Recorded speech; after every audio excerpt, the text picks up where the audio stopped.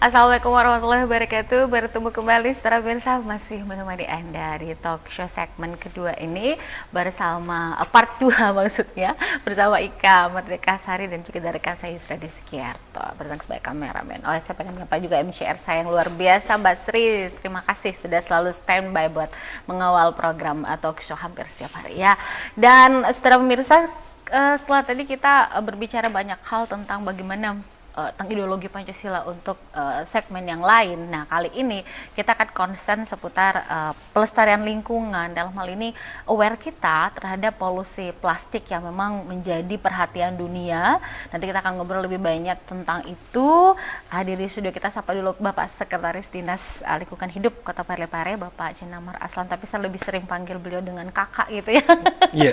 Kanda, biar selalu tampak selalu apa ya? Mudah kelihatan. Amin. Jadi biarpun nanti usia masuk purna bakti pun beliau adalah kakak Jenamar buat saya. Amin. Ya, ya.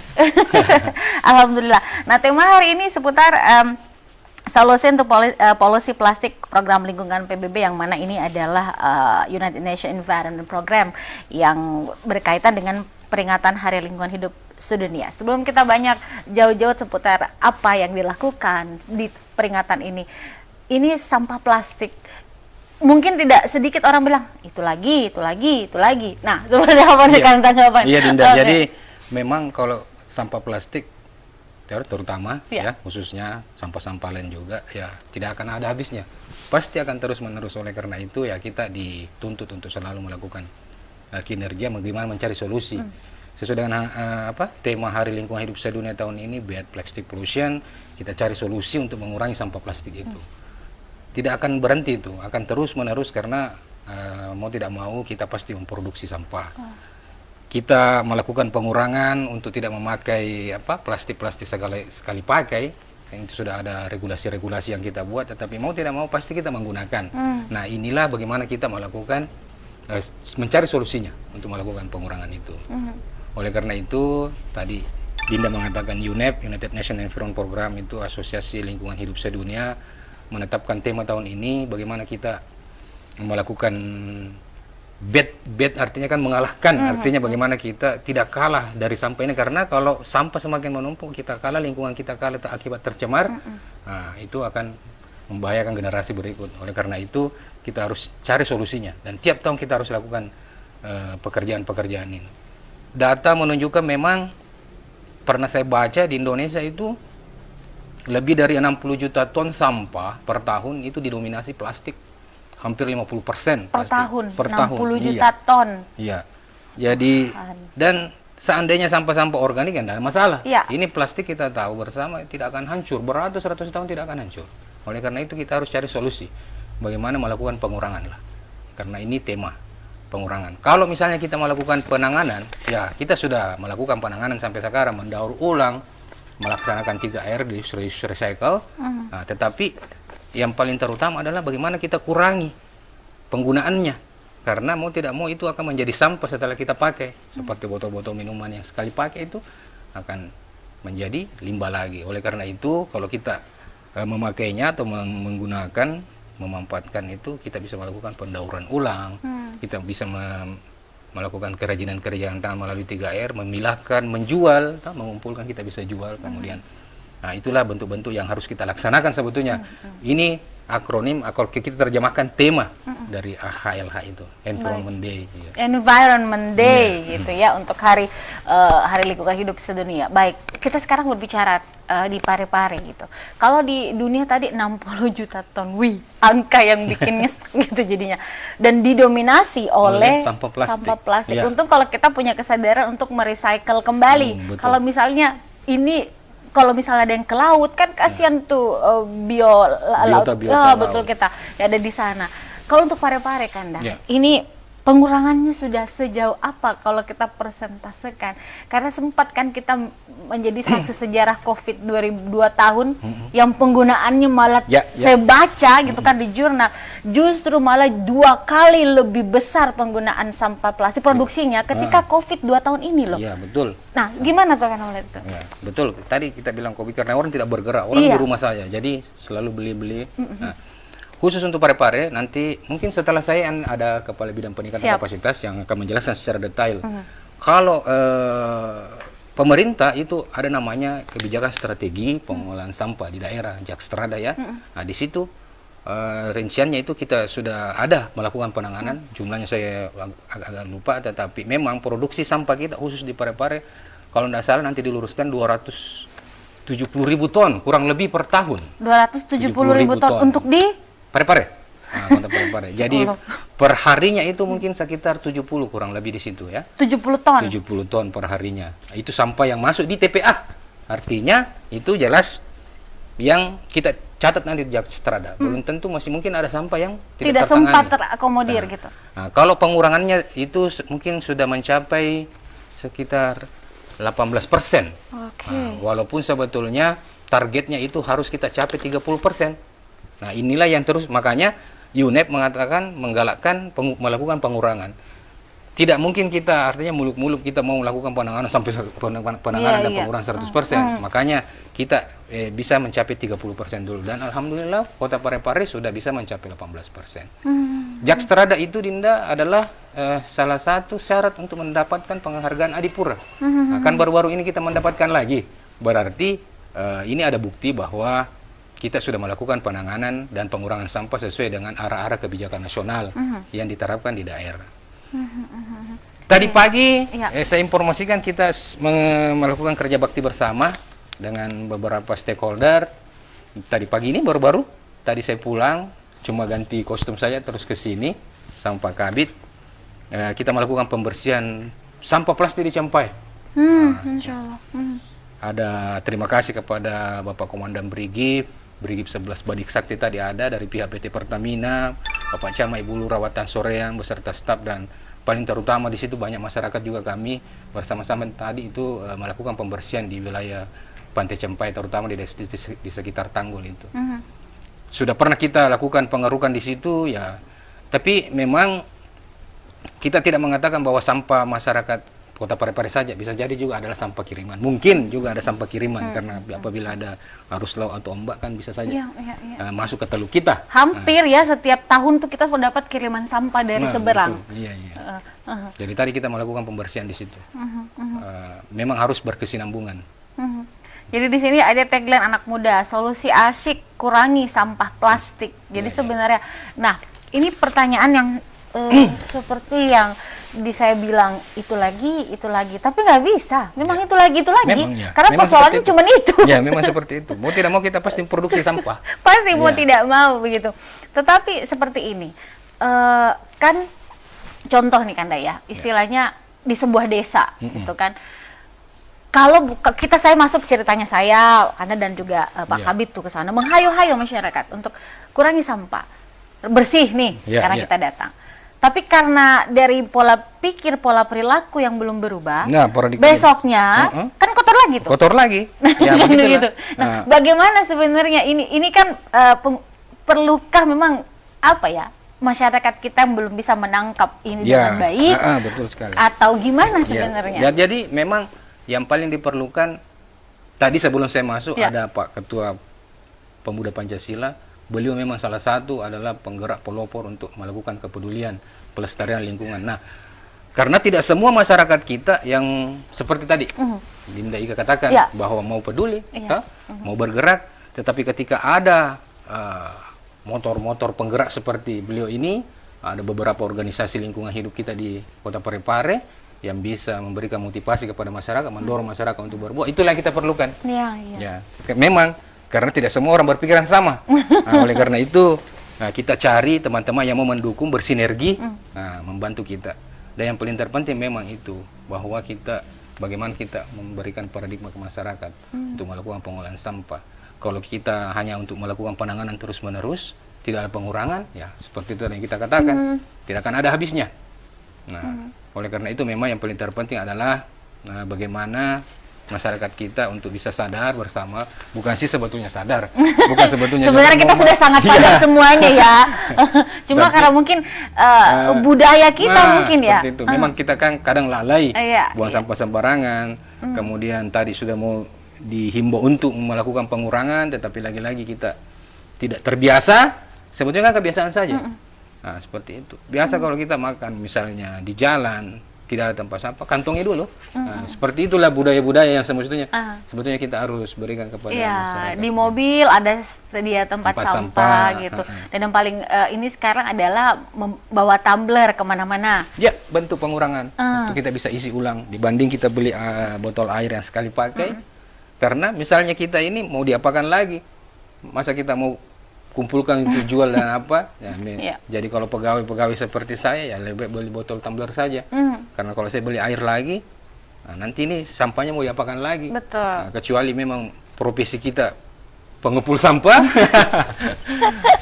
Iya, dan memang sebenarnya terlepas daripada kesannya sih memang repot ya. Memang sebenarnya, dan kalau kita beli yang langsung ini instan, tapi sebenarnya itu sangat menghemat uang juga sebenarnya. Iya, dampaknya pasti ke situ. Benefitnya kan juga nilai ekonomi. Jadi pengurangan sampah juga membuat nilai ekonomi karena itu tadi efisiensi anggaran, efisiensi anggaran. Jadi bawa botol dari rumah ke kantor habis isi lagi. Terutama mungkin anak-anak kita. Kalau saya di sekolah memang sebaiknya ya saya minta anak-anak untuk bawa tumbler, Tapi kan mau ini ya pakai juga yang akhirnya yang di gelas-gelas itu ya. Memang artinya kalau kita mau berkeinginan untuk melakukan kepedulian dan pelestarian lingkungan pasti repot. Iya, pasti repot. Iya. Istilahnya sistem yang mau dibangun itu memang akan bikin kita yang gitu. Apa sih itu? Untuk apa? Untuk apa? Seperti kalau kita melakukan himbauan di kafe-kafe untuk tidak memakai pipet atau misalnya gelas-gelas plastik, pastikan pemakai juga mau berduduk lama. Kalau dia kertas, dia bisa melepuh. Nah, jadi kalau kita memakai kertas misalnya dan pipet aluminium, pasti kita tidak berlama-lama di situ. Konsekuensinya, konsekuensinya memang seperti itu. Iya. Dan aduh tidak ini juga kalau aluminium kemudian hot drink. Betul. Gitu. Dan memang sih kalau kita gunakan kertas sih sebenarnya memang memang tidak bisa awet gitu. Tidak bisa awet. Kalau suka minum kopi, kalau kadang minum kopi apa biasanya kalau di kafe? Ya, saya sih tidak minum kopi. Ya, saya biasanya minum teh. Artinya saya kembali mengatakan bahwa minimal saja. Kalau misalnya warkop kafe tidak bisa menyediakan itu, tidak selamanya lah gelas plastik, dikurangi itu tadi, dikurangi. Nah, kalau misalnya yang apa itu delivery yang saja, take away saja, ya kasih saja gelas, mungkin sampai di rumah nanti dia. Tapi yang duduk di situ mungkin ya apa boleh buat, mau tidak mau. Kalau memang tidak bisa diberikan yang produk yang berplastik ya. Tapi pengen saya garis bawah izin Pak Kadis. Jadi ada juga, saya tidak pakai plastik Pak Kadis, saya pakai styrofoam. Wah, itu lebih parah lagi. Lebih parah lagi styrofoam karena sudah ada bahan kimianya malah. Jadi itu saja, artinya bagaimana kita kurangi lah. Kita juga tidak mau memaksakan, walaupun kita sudah punya peraturan wali kota pembatasan timbulan sampah plastik. Tidak mungkin di situ ada tertulis di beberapa ketentuannya, klausulnya bahwa misalnya hajatan masyarakat itu tidak ada lagi air aquados. Kalau bisa ada apa lagi penggantinya. Zaman dulu kan kita begitu ya. Ada gelas tinggi yang warna kuningnya itu itu diisi. Memang zaman sekarang memang banyak menghasilkan limbah karena praktis. Semuanya yang cepat, mau yang praktis, serba instan begitu. Tapi sekarang juga penting untuk ibu-ibu yang ke pasar itu gunakan. Saya masih ingat zaman dulu kan ibu saya itu pakai ada keranjangnya. Ya kan, keranjang dia bawa keranjang ke pasar. Jadi ini kan sebenarnya salah satu cara untuk menghemat limbah. Satu cara. Seperti di mini market itu disediakan tas-tas yang bisa dibeli. Jadi nanti kalau kita sudah balik lagi belanja, itu lagi yang dipakai. Itu lagi yang dipakai. Tapi ya alasannya lagi, saya butuh plastiknya. Plastiknya apa? Plastiknya untuk di tempat sampah untuk buang sama saya. Tapi cuma meskipun sekarang ada juga sih, entah itu bagaimana nih tanggapannya Pak Kadis gimana? Kan ada sekarang juga plastik di franchise minimarket modern itu yang bilang bahwa ini plastiknya cepat didaur ulang. Nah, mohon berikan sedikit edukasi nih karena alasannya sering itu. Ini katanya cepat hancur, Jibu, katanya. Gimana? Jadi memang artinya walaupun kita lakukan seperti itu, ya terus saja kita lakukan apapun. Dia katakan ini terbuat dari bahan organik, kita harus membeli. Ini juga yang menjadi kepada para mini market, Kalau misalnya mengatakan kepada konsumen beli kantong, pasti beli. Kalau bisa, maksudnya ada himbauan bahwa Pak, ini sampah plastik. Bapak tahu, Ibu tahu toh, kalau Bapak beli sana ada tasnya itu yang 5.000-an, itu Bapak bisa pakai pulang balik. Bisa Bapak pakai beberapa lama, bahkan bertahun. Iya, betul. Sekali pakai saja itu. Karena ini bayar lagi 200 perak. Iya, betul. Sering belanja nih. Sering belanja. Kalau sering belanja, kalau itu kan memang sudah itu, kalau minimarket yang apalagi yang besar seperti Alfamart, Indomaret itu memang mereka sudah melakukan program seperti itu. Patut kita apresiasi lah. Kalau sih sebetulnya Dinda, kalau kita mau pikir yang paling baik juga, paling bagus adalah banyaknya mungkin pengusaha-pengusaha pengepul yang kita temani kerjasama. Karena seperti saya katakan bahwa tidak mungkin kita mau peduli semua tentang itu. Kalau ada orang memang yang mau melakukan pihak kerjasama, bekerja sama dengan bank sampah kita yang mau membeli sampah masyarakat, nah, mereka kan yang melakukan pendauran ulang, mengepul, mengumpulkan, itulah. Tapi sejauh ini kerjasamanya cukup apik? Alhamdulillah, karena itu memang juga masuk dalam penilaian Adipura bahwa harus ada terdata siapa yang kita temani kerjasama, berapa bank sampah kita, terintegrasi dengan yang mana, nah, gitu. Iya, jadi sebenarnya di kesempatan ini untung diingatkan. Saya belum mengucapkan selamat meskipun sudah berselang beberapa bulan, tapi ini momen saya pengen ngucapin terima kasih saya sebagai warga Parepare kepada Pak Kadis, kepada beserta seluruh jajaran gitu kan. Cepat tanggap gitu. Kalau ada responnya cepat gitu kan. Pak, ini perlu dipangkas, Pak, ada penumpukan sampah, ada meskipun sebenarnya bukan tugas semata-mata, tapi beliau, saya sendiri bukan bermaksud ini ya, tapi saya testimoni depan sekolah saya kemarin. Itu hampir, baru saya ingat. Iya bener, itu hampir kalau misalnya itu rubuh dan gimana, itu bisa anak-anak saya itu nasibnya kayak gimana, tapi ketika kita melihat itu hanya sepersekian menit, teman armada itu sudah langsung turun untuk menertibkan itu. Jadi di instansi saya memang banyak bidang, ada bidang persampahan, terus ada juga bidang pertamanan, ada bidang pengelolaan limbah. Jadi kami betul-betul sibuk. Sini banyak sekali aspek yang harus kita tangani. Tapi yang paling berat memang adalah ya di bidang kebersihan, kebersihan. Kalau mengenai ruang terbuka hijau, masalah pohon tadi. Dinda katakan taman apa dan sebagainya, itu ada bidang pertamanan, ada juga bidang AMDAL memang yang mengenai dampak-dampak lingkungan dan itu. Baik. Jadi di Dinas Lingkungan Hidup itu banyak aspek.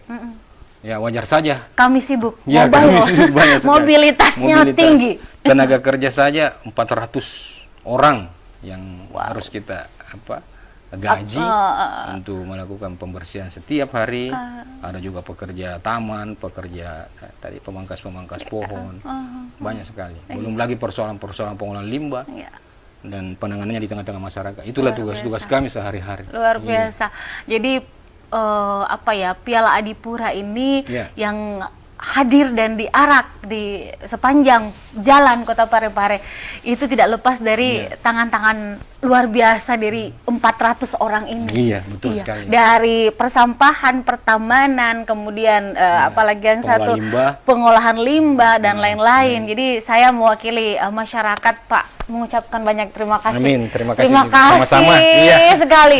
Sudah istilahnya kita paham betul bahwa kita sebagai ASN itu adalah tupoksi kita, tapi kalau itu tidak bisa dilaksanakan dengan tergeraknya lewat hati juga, itu kan tidak nyampe. Jadi hadirnya supremasi luar biasa Piala Adipura ini tidak terlepas daripada wakaf waktu, wakaf ilmu untuk kebaikan untuk Kota Parepare sebagai salah satu kota terbersih di Indonesia. Alhamdulillah. Namun sekali lagi penghargaan ini tidak akan bisa kalau kami saja. Pasti semua pihak. Yang namanya lingkungan hidup kan semua pihak, tidak mungkin Dinas Lingkungan Hidup saja yang mau menangani 400 orang ini. 400 orang ini harus ada keterlibatan masyarakat, stakeholder lain, eksternal, dan semua kita harus melakukan pengelolaan lingkungan. Tapi terlepas apapun itu berusaha merendah ya. Tapi apapun itu saya rasa Dinas Lingkungan Hidup dan stakeholder terkait ini adalah motor penggerak. Istilahnya motor penggerak, semoga ini bisa stimulannya ini kemana-mana dan mudah-mudahan seterusnya Piala Adipura tidak pernah meninggalkan Kota Parepare. Terima kasih sekali lagi Pak Sekretaris Dinas Lingkungan Hidup dan saudara pemirsa, jangan kemana-mana. Setelah jeda pariwara masih akan ada hadir lagi narasumber yang luar biasa akan bergabung bersama kita. Tetaplah bersama kami.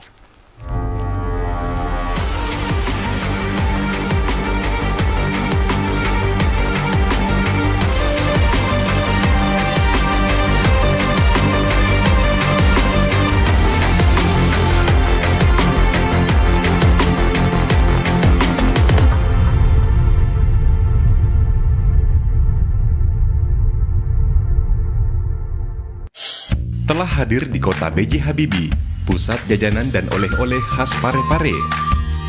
Dapatkan aneka jajanan, aksesoris yang unik, souvenir, serta berbagai busana menarik yang didesain langsung oleh Ibu Haja Erna Rashid Taufan.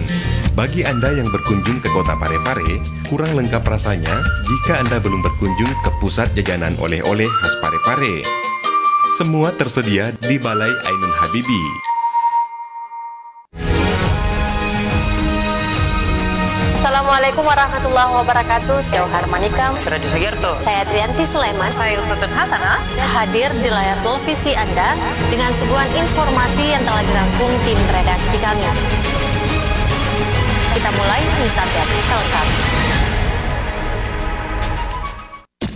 Peduli FM. Pendengar, mari kenalan lebih dekat dengan kami. Klik tombol like di Facebook fanpage Radio Peduli 96,9 FM dan live streaming di rpp.pareparekota.go.id atau dengarkan kita juga melalui aplikasi RDio. Download aplikasinya di Play Store secara gratis. On your radio, on your mobile and Online. your number one hit music station 96.9 Radio Peduli FM.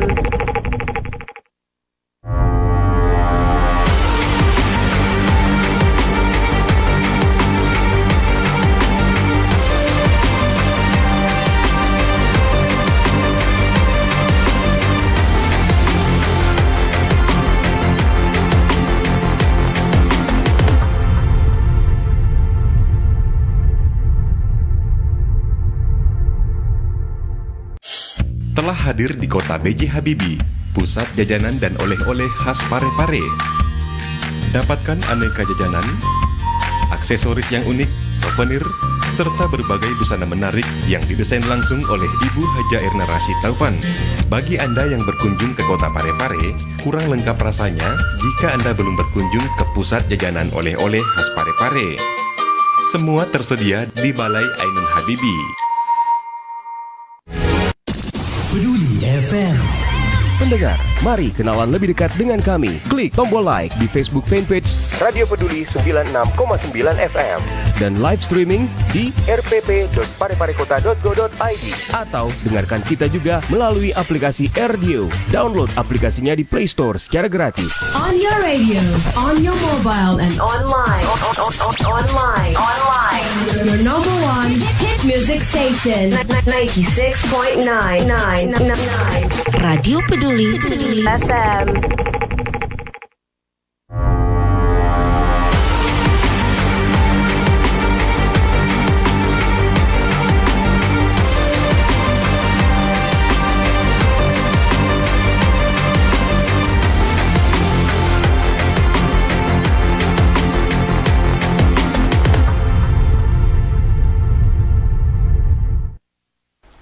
Baik, saudara bisa terima kasih Anda masih setia terus bersama kami dan masih seputar solusi untuk polusi plastik. Tadi sempat diawali oleh Bapak Pak Kadis ya, Pak Sekretaris Dinas, tentang sekarang kita lebih getol pengurangan daripada penanganan. Nah, seperti itu. Tapi tadi ini kan saya mau underline sedikit highlight di peringatan Hari Lingkungan Hidup Sedunianya. Nah, ini kan orang tuh kalau peringatan Hari Lingkungan Hidup Sedunia diperingati, kayak gitu. Masih orang bertanya, terus gimana? Silakan. Oke, sebelumnya selamat pagi buat pemirsa TV Peduli. Terkait dengan peringatan Hari Lingkungan Hidup Sedunia, kalau kita sebenarnya Kementerian Lingkungan Hidup kan sudah memberikan edaran terkait dengan pelaksanaan kegiatan itu, terkait dengan tema pun solusi untuk sampah plastik. Itu kan memang sudah menjadi tema ALH yang untuk tahun ini. Kenapa sebenarnya polusi, mungkin saya melihat dari sisi lain ketimbang tadi pada saat Pak Sekretaris, kalau saya sih melihatnya polusi plastik ini, kenapa ini diangkat menjadi tema sentral di ALH tahun ini mengingat ada proyeksi timbulan sampah plastik itu sekitar 29 juta ton. Itu diperkirakan ada di kawasan perairan itu pada tahun 2040. Nah, terkait dengan hal ini, maka itu ada upaya-upaya sebenarnya yang harus dilakukan dan ini sudah menjadi kesepakatan internasional. Ini hasil dari pertemuan yang dilakukan di Nairobi, Kenya, itu memunculkan resolusi terhadap polusi plastik ini. Jadi terkait dengan ini diharapkan akan ada nanti keputusan-keputusan yang dilakukan dan kita menunggu dari kementerian terkait dengan ini. Yang jelas ada 2 poin utama terkait dengan resolusi polusi plastik itu. Yang pertama itu bagaimana seperti tadi ini erat kaitannya dengan persoalan pengurangan dan penanganan sih sebenarnya.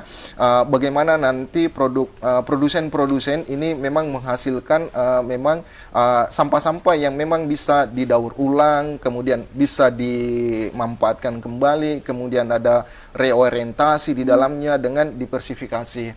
Jadi ada pergeseran nanti yang selama ini kita di kementerian, kemudian kami di kabupaten kota melalui Dinas Lingkungan Hidup, itu ada tagline terkait dengan 3R, reuse, reduce, dan recycle. Ini nanti akan menjadi reuse, kemudian recycle, reorientasi, kemudian diversifikasinya.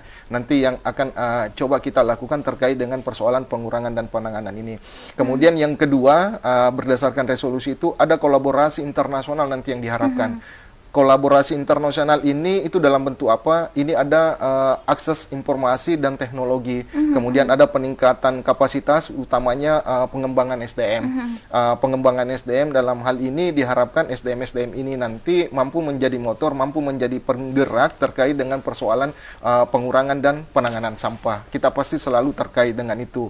Sebenarnya hal yang paling utama sebenarnya kenapa polusi plastik ini selain menjadi isu harus dipahami bahwa plastik ini berpengaruh pada 3 hal yang harus kita pikirkan ke depan. Yang pertama itu terkait dengan climate change, perubahan iklim. Kemudian yang kedua terkait dengan biodiversity, itu keanekaragaman hayati. Kemudian yang ketiga polusi sendiri. Nah, tema ini mengangkat terkait dengan persoalan polusi. Barangkali itu gambaran awal terkait dengan ALH yang ini. Oke, iya. Baik. Ini tadi saya sedikit highlight seputar SDM yang ingin di hire gitu kan. Sejauh ini kan kita tidak boleh menutup mata, tidak bisa menutup mata. Saya pun kadang-kadang miris karena tapi perlu kita apresiasi sih sebenarnya. Karena kan yang menjadi motor penggerak kan boleh dikata itu saja. Mohon maaf ya, mohon maaf ya. Jadi kadang-kadang saya juga kangen gitu ya. Misalnya instansi ini, corporate ini sedang ulang tahun gitu kan. Kegiatannya itu bakti sosialnya membersihkan sampah atau mungkin gimana sih? Saya potong sebenarnya begini. Tadi kan Pak Sekretaris sudah jelaskan terkait dengan regulasi-regulasi ini. Kemudian ada regulasi terbaru sebenarnya, ada Perpres 97 2017 yang terkait dengan Jaksranas. Itu kemudian yang kami tindak lanjuti di kabupaten kota dengan membuat perwali terkait dengan Jaksrada. Ini adalah kebijakan dan strategi pemerintah daerah dalam pengelolaan sampah rumah tangga dan sampah sejenis sampah rumah tangga. Kalau kita melirik dari proses terbitnya Perpres ini, kalau kita melihat di lampiran, maka semua kementerian lembaga itu memiliki tanggung jawab masing-masing. Contoh misalnya tadi pada saat kita berbicara mengenai retail, Indomart, Alfamart, apa segala macam. Kalau dari sisi pengurangan sampah, kami dari Dinas Lingkungan Hidup tidak punya linearitas terkait dengan tupoksi yang kami mau lakukan dengan itu. Tetapi kalau kita mau lihat, ini kan gawenya, kalau kita lihat berada di gawe kementerian, kalau kita mengambil kementerian adanya di Kementerian Perdagangan. Berarti kalau kita ke daerah berarti adanya di Dinas Perdagangan. Ini kan ada pengawasan terkait dengan barang-barang yang bisa dilakukan di sana. Di sini sebenarnya bisa masuk dia. Sebenarnya untuk terkait dengan ini memang di perwali kami itu sudah kami tetapkan bahwa ini tanggung jawab ini tanggung jawab ini. Contoh misalnya pada saat kita lari ke sekolah kan menjadi tanggung jawab Dinas Pendidikan apa segala macam. Itu gambaran kalau saya. Artinya memang saya sepakat dengan Pak Sekretaris bahwa persoalan pengelolaan sampah dalam hal ini untuk pengendalian sampah plastik itu memang harus menjadi tanggung jawab bersama. Tidak bisa lingkungan hidup sendirian, tidak bisa pemerintah kota sendirian. Harus ada kolaborasi yang kami harapkan. Barangkali gambarannya seperti itu. Iya, memang ini harus kerja bersama, keroyokan ya, harus keroyokan karena mungkin karena gini, tadi sempat membersihkan di sekitar Anjungan misalnya, ini lokasi penuh, lokasi bersihkan di titik lain penuh lagi, bahkan kalau kita lihat armada yang digerakkan itu sudah luar biasa, full power lah gitu. Tapi toh masih ada saja. Tapi saya tidak pesimis, saya yakin gitu, tidak pesimis. Melalui peringatan Hari Lingkungan Hidup Sedunia yang tadi dilaksanakan di Pantai Gading apa di Kongo ini? Kalau puncaknya itu yang menjadi tuan rumah adalah Pantai Gading. Kalau di Nairobi, Kenya, Kenya kayaknya itu sebelum dilaksanakan Hari Lingkungan Hidup ini 173 negara berkumpul di sana untuk mencetuskan ini kesepakatan terhadap plastic pollution itu tadi, resolusi terhadap sampah plastik ini. Itu kemudian yang akan nanti ditindaklanjuti. Kita menunggu bagaimana edaran dari kementerian apa yang harus kami tindaklanjuti dari daerah terkait dengan resolusi itu tadi. Sejauh ini progresnya?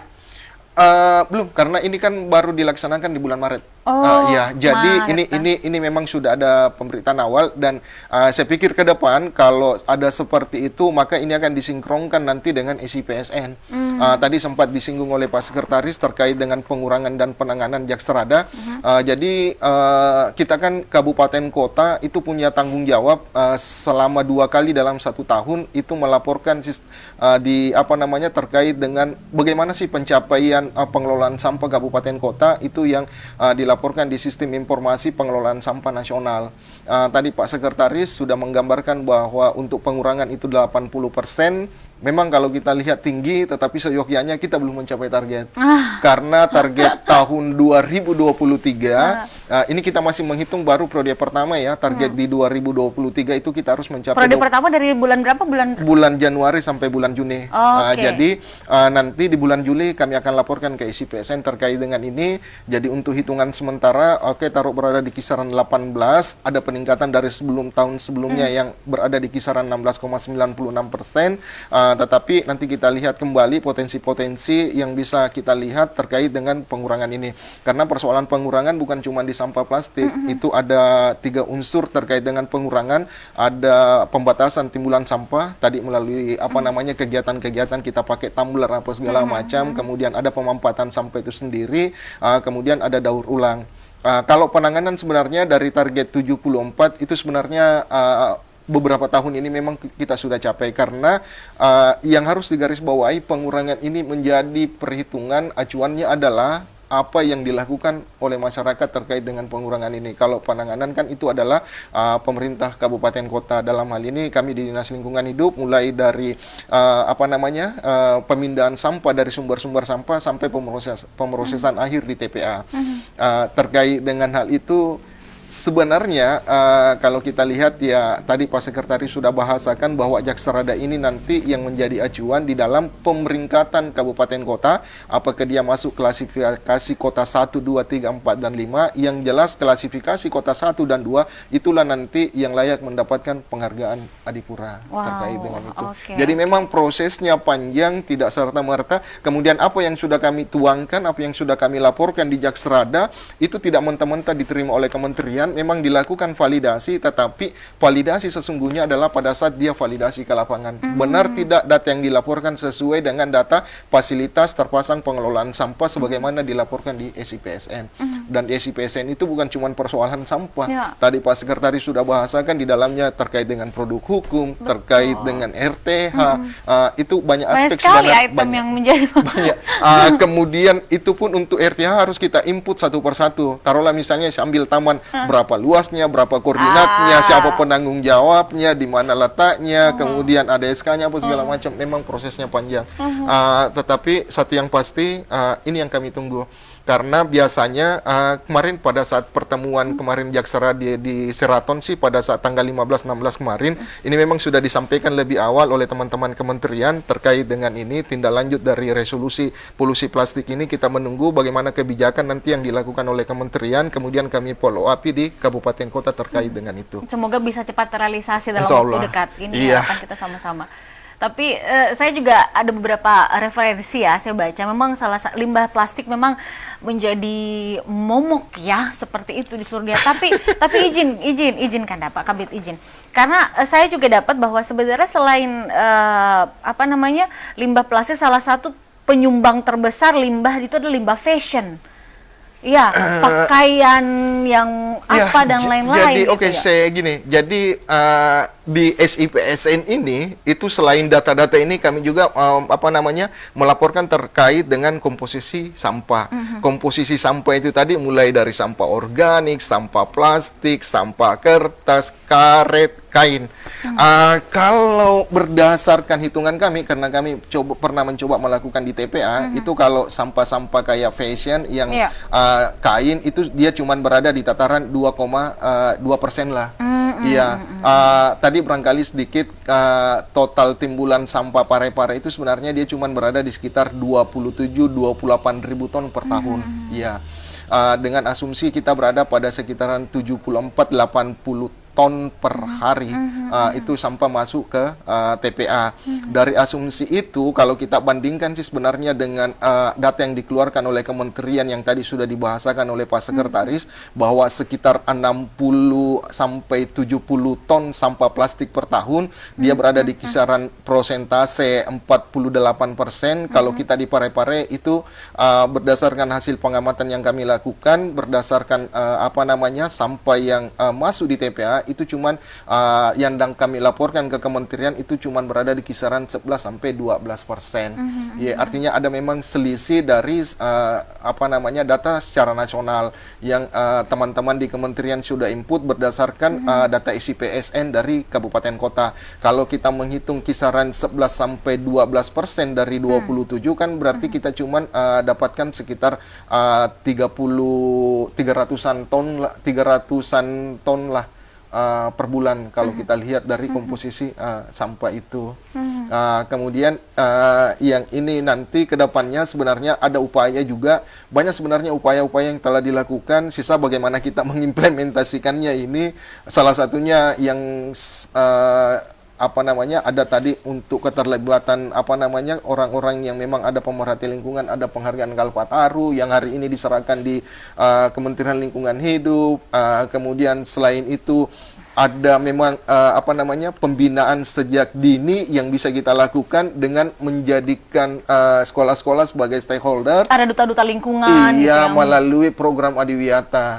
Iya, tahun ini kan sekolahnya sekolah saja kan tahun ini insya Allah kami usulkan sekolah saya menjadi calon sekolah Adiwiyata nasional. Amin. Iya, insya Allah sih sebenarnya karena hari Selasa kemarin saya mencoba melakukan verifikasi terhadap dokumen, itu sudah memenuhi target dari 90% target yang diinikan. Kalau kita lihat sebenarnya penanaman sejak usia-usia dini ini, karena kalau kita lihat karena di program Adiwiyata ini ada unsur pelaksanaan gerakan PBLS, gerakan peduli berbudaya lingkungan hidup di sekolah. Ada unsur pelaksanaan di dalamnya yang memang melibatkan siswa-siswa untuk meningkatkan kepedulian mereka terhadap lingkungan. Ada 6 aspek di dalamnya. Aspek sanitasi, kebersihan, pengelolaan sampah, konservasi air, konservasi energi, kemudian bagaimana inovasi-inovasi yang dilakukan oleh peserta didik ataukah inovasi-inovasi yang dilakukan oleh tenaga pendidik. Ini harus kolaborasi semua. RPP, taruhlah bahasa Inggris, harus ada ada korelasi di situ, ada integrasi di dalam RPP misalnya pada saat dia berbicara mengenai memberikan kesempatan kepada siswa untuk menceritakan kondisi di lingkungan. Ini kan secara tidak langsung membangun pemikiran-pemikiran dari peserta didik ini. Inilah sebenarnya selain tadi Pak Sekretaris sudah singgung untuk lingkungan masyarakat apa segala macam, kalau dengan penanaman sejak usia dini ini kan kita harapkan nanti kelak dia akan menjadi pemuda-pemuda yang menjadi pelopor terkait dengan persoalan pelestarian lingkungan ini secara umum.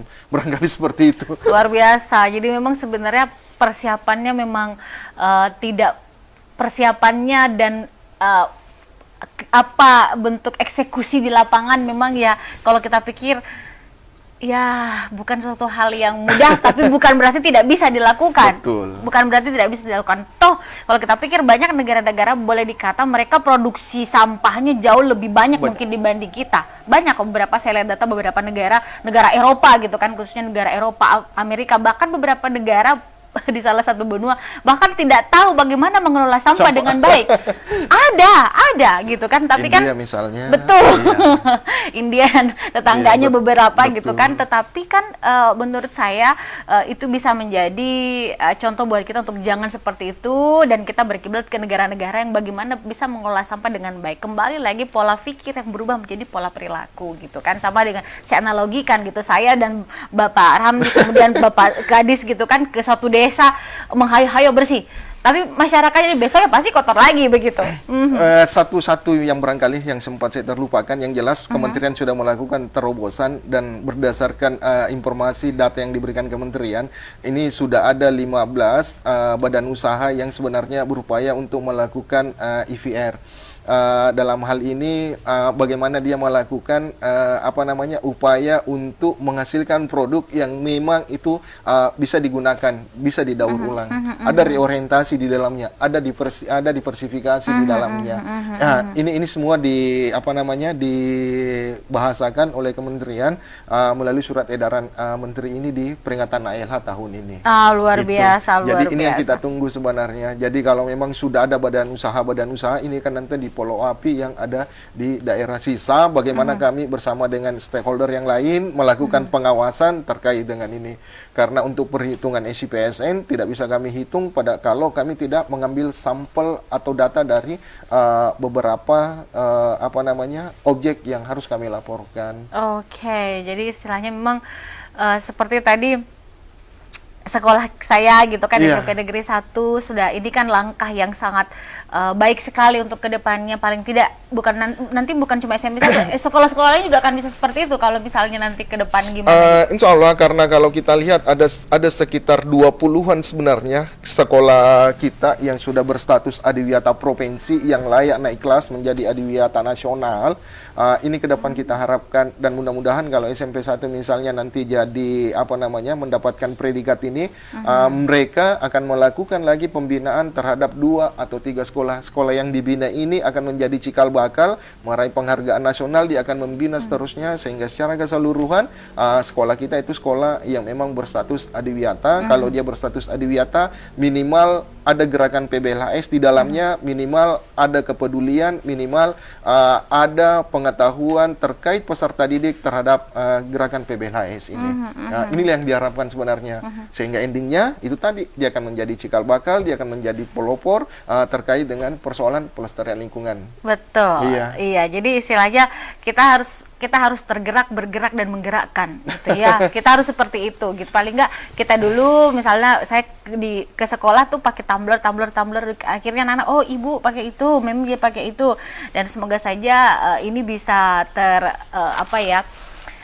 akan ada perbedaan, deh. Karena kenapa di situ akan dihitung berapa sih timbulan sampah sekolah sebelum dia mengikuti program adiwiyata. Setelah dia mengikuti program adiwiyata, berapa timbulan sekolah. Ini kita ambil contoh yang lingkup yang kecil ya. Akan kita lihat keberhasilan sekolah, apakah dia berada di kisaran 80%, 70%, 60%. Ini akan dinilai nanti. Dan pada saat kita masuk aplikasi dia, ini akan muncul langsung nilainya.